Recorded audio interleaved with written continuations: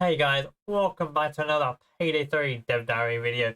And today we're going to be checking out the episode 5 of the Dev Diary, which is Heists. I'm sorry for the massive delay. I've been really busy with playing the Payday 3 beta when this came out, but also I've been grinding my ass off on Kick right now to try and regrow and build up a community on there. So if you guys are not following me on Kick and want to see us play Payday 3 live in September, make sure to follow our Kick. Same name, Delta Fusions. A link is in my bio or in the description as well. But with all that out of the way, let's get straight into this Dev Diary.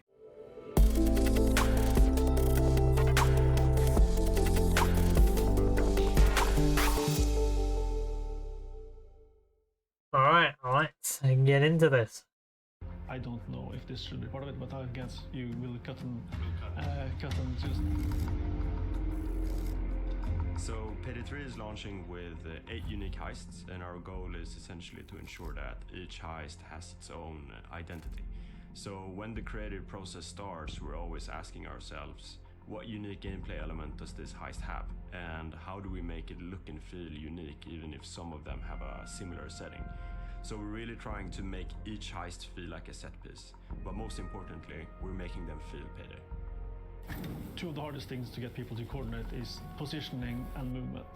And stealth at its core is positioning and movement. I'm Per, and I'm a design lead here at Starbase.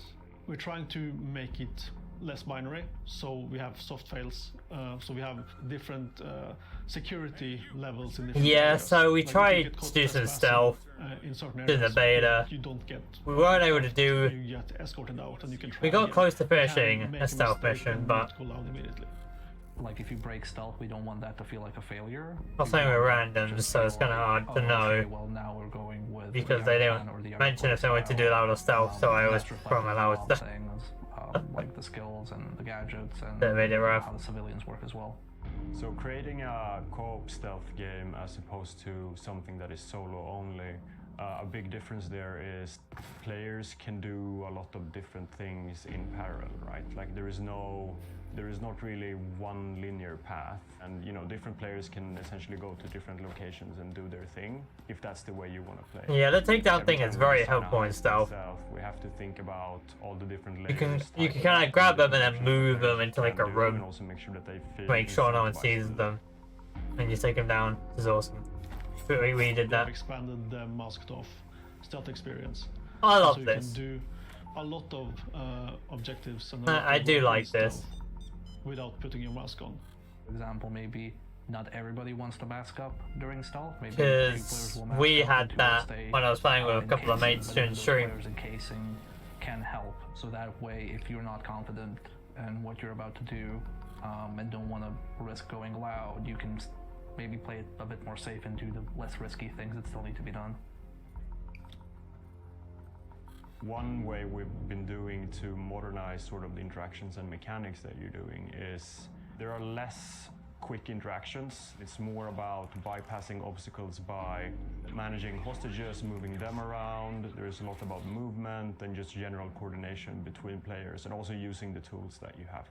We've expanded a lot on the civilians and stealth. So we've broken down civilians into your regular Joe Schmoes and the employees, and they care about different things. Civilians have more value. So in Payday 2, you just kind of traded them to get people out of custody. We still have that, but we also have the negotiation phase. Enemies care about I love the negotiation phase. That was awesome. Or not. Shotgun enemies, they will switch to a more precise weapon. We have a new enemy as well, the threat of gas grenades, but they will resort to using flashbangs if there are also civilians in the area. We also have some skills that leverage and give you more stuff if you trade civilians, so they have a value outside of just getting somebody out of custody. There's a lot of strategy involved in where you place a civilian, so you might not want to trade all civilians right away, but of course there's always the risk that you might kill them because they're in the way of fire. So we have security modifiers in Payday 3, which essentially is a way for us to sort of throw in a wrench into the game when you're stealthing. Depending on what difficulty you play, we have a rotation of security firms, and what they do is they change how you have to approach different things. It's a way to make the heist more Yeah, so it tells you when you pick the difficulty what the screen modifiers are.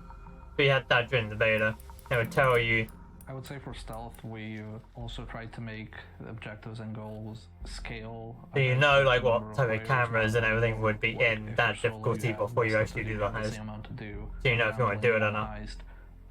You might need to do a hacking objective on one end, but then you need to go and do something on the other end of the heist, and then that's something another player can do.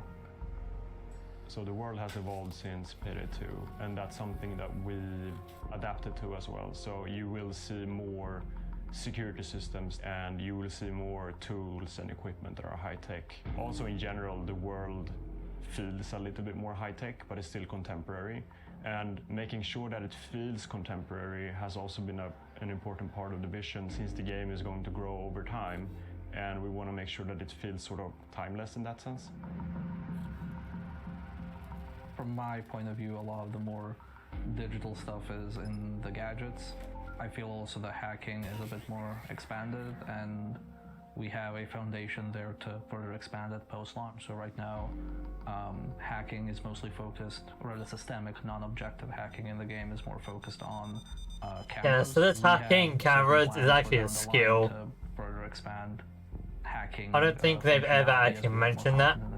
Hack things, So you there need are to have the a bunch hack of new skill on. gadgets in Payday 3 when it comes to stealth. It's actually a What we have default focused on mechanic. primarily is the goal has been to increase the player agency, meaning gadgets should be a tool for you to sort of either de-escalate situations or different ways of approaching security systems or infiltrating the locations that you're supposed to heist. You can do that though.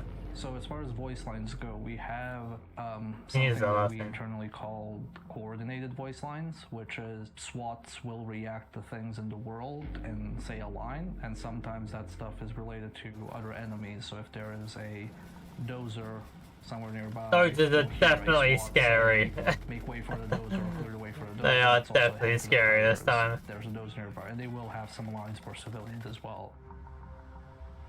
We have a bunch of new puzzle mechanics, especially during stealth, because stealth is when you usually have to be pretty calm and very strategic in terms of what you're doing to not escalate the map.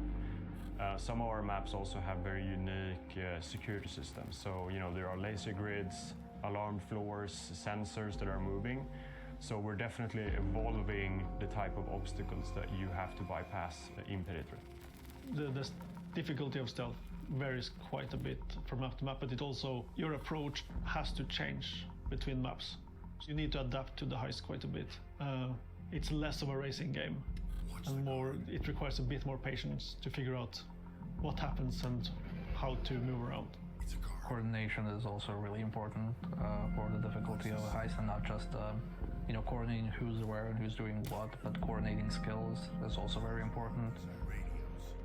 When you heist in Payday 3, I love the fact that you many times feel that you are in control and things are going pretty well. And then you open the vault and you start stealing money and you realize, holy shit, there's a lot of money here, let's steal some more. That's usually when you get really, really fucked. True.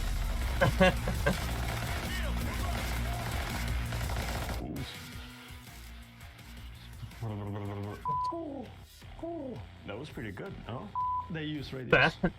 It still says pagers in a few places, but it shouldn't. And then understanding... Ja, jag vet fan. I did not confirm or deny it. Nej! Jag tror att det är ett fett sätt att avsluta New York på. Well, that was awesome. So, do remember that this is recorded after the beta has ended. So a lot of this we already do know, but it is nice to kind of see it visually and seeing some more gameplay of the art gallery that we haven't seen. I'm looking forward to seeing how the art gallery goes.